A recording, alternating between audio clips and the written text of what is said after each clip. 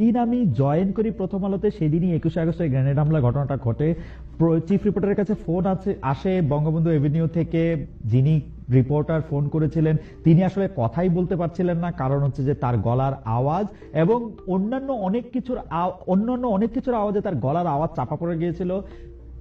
শুধু তিনি বলতে পেরেছিলেন এখানে গ্রেনেড বা এরকম কি জানি ফুটেছে, অনেক লোক মারা গেছে, অনেক লোক আহত হয়েছে। আমরা আমাদেরকে রিপোর্টার হিসেবে সেদিনই আসলে আমার মনে আছে, আমার বন্ধু গোলাম কিবরিয়ার মোটরসাইকেলে করে আমি সেদিনই ঘটনাস্থলে যাই।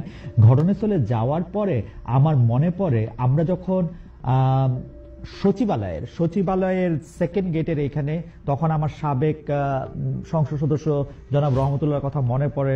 তিনি এসে আমাদের বাইকের কাছাকাছি আসলেন, তিনি এসে বললেন যে আমাকে একটু বাঁচান বা বিড়বিড় করে যেন কি বললেন, তার সারা গায়ের রক্ত। আমরা যে রিপোর্টার, আমরাও তাকে চিনতে পারতেছিলাম না। তিনি কোনো মতে আমাদেরকে বলতে পারতেছিলেন যে আমাদের হাসপাতালে নিতে পারবেন। আমাদের চোখের সামনে, এই সময় আমাদের চোখের সামনে আমরা ফটোগ্রাফার, আমাদের একটু সিনিয়র গোর্কি ভাইয়ের মোটরসাইকেলের পিছনে সারা গায়ে রক্ত নিয়ে সম্ভবত সুরঞ্জিত সেনগুপ্তকেও দেখি কোথায় যেন তাকে নিয়ে আসা হচ্ছে। আমি আর বন্ধু কিবরিয়া তখন বুঝে উঠতে পারছি না সামনে যাব না পিছনে যাব। কিবরিয়ার মাথায় হেলমেট ছিল, আমার মনে আছে যে আমার মাথায় তাও নাই।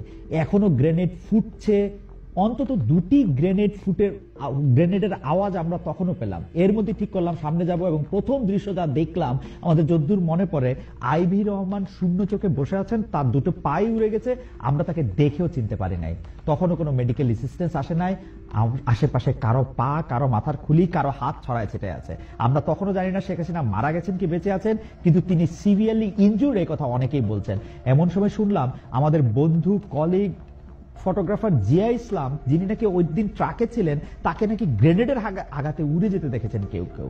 আমরা সব ছেড়ে তখন জিয়াকেই খুঁজছিলাম। পরে জানলাম আসলে গ্রেনেড ফাটার যে শব্দ, তার রিয়েকশনে সে অনেকখানি উপরে উঠে অজ্ঞান হয়ে ট্রাকেই পড়েছিল। এই সময় মাত্র শেখ হাসিনা বক্তৃতা শেষ করছিলেন আর জিয়া তার ছবি তুলছিলেন। আমরা গেলাম ঢাকা মেডিকেল কলেজে, সেখানে একদম কারবালার মতো অবস্থা। এর মধ্যে কেউ কেউ সেখান থেকে বের হওয়ার চেষ্টা করছে, কারণ তারা নাকি খবর পেয়েছে এর মধ্যেও তাদেরকে ধরে নিয়ে যাওয়া হবে। আমরা সেখান থেকে জানলাম যে আওয়ামী লীগের নেতাকর্মীদের শিকদার মেডিকেল কলেজে, ধানমন্ডির যে শিকদার মেডিকেল কলেজ আছে সেখানে নিয়ে যাওয়া হচ্ছে। সেই শিকদার মেডিকেল কলেজ হাসপাতালে নিয়ে যাওয়া হয়েছে ধানমন্ডি কর্মীদের। আমরা সেখানে গেলাম, সেইখানের পরিস্থিতি থমথমে, কেউ কারোর সঙ্গে কথা বলছে না, পুরো ঢাকায় আসলে থমথম করছে। আমরা সেখান থেকে সুধা সদনের সামনে গেলাম, শেখ হাসিনার যে বেসরকারি বাসভবন, তখন সেখানে কয়েকজন পুলিশ আছে, কেউ কারো কোনো খবর জানে না। আমরা বিভিন্ন জায়গায় যোগাযোগ করার চেষ্টা করলাম, রিপোর্টার হিসেবে সরকারে কারোর সাথে কথা বলার চেষ্টা করলাম। স্বরাষ্ট্রমন্ত্রী, যিনি স্বরাষ্ট্র মন্ত্রণালয়ের দায়িত্ব ছিলেন, সেই লুৎফুজ্জামান বাবর সাহেব ফোন ধরেন কিনা সেটা চেষ্টা করছিলাম, কিন্তু কোথাও কানেক্ট করতে পারছিলাম না। সে সময় বেগম জিয়ার অফিস থেকে আমাদের জানানো হইল যে বেগম জিয়া সুধা সদনে যেতে চেয়েছিলেন, কিন্তু শেখ হাসিনা নাকি চান নাই উনি যান। আমরা স্পটগুলি ঘুরে 11টার সময় ফিরে আসলাম। আমাদের যে রিপোর্টার অকুস্থলে ছিলেন জাহাঙ্গীর ভাই, উনি কোনো কথাই বলতে পারছিলেন না। উনার চোখের সামনে বহু মানুষ মারা গেছে, একজন চাওয়ালা, একজন বাদামওয়ালাও ছিলেন তাদের মধ্যে। আওয়ামী লীগের নেতাকর্মীরা কে কে মারা গেছেন, কে কে আহত হয়েছেন, সেই তালিকা আমরা তখনও পাই নাই। আমরা রিপোর্ট লিখলাম এবং পরদিন আবারও অ্যাডভান্স রিপোর্টিং করার জন্য বঙ্গবন্ধু এভিনিউতে গেলাম।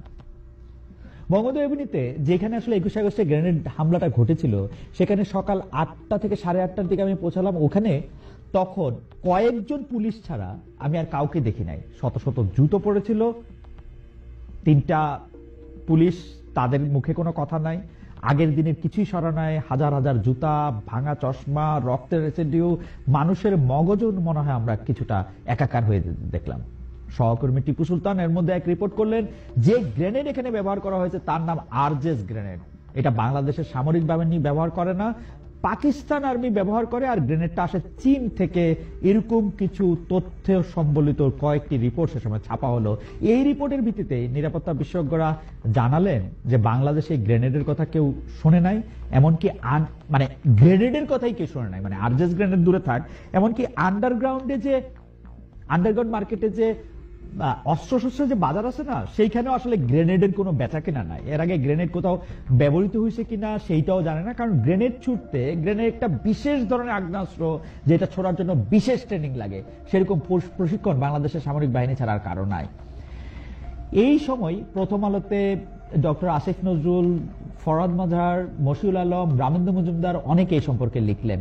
সে সময় প্রথম আলোর নিয়মিত কলাম লেখক আসিফ নজরুল, আজকে যিনি বাংলাদেশের উপদেষ্টা, তিনি একটি নিবন্ধ লিখেছিলেন। সেই নিবন্ধের শিরোনাম ছিল আসামি রাষ্ট্র বাংলাদেশ।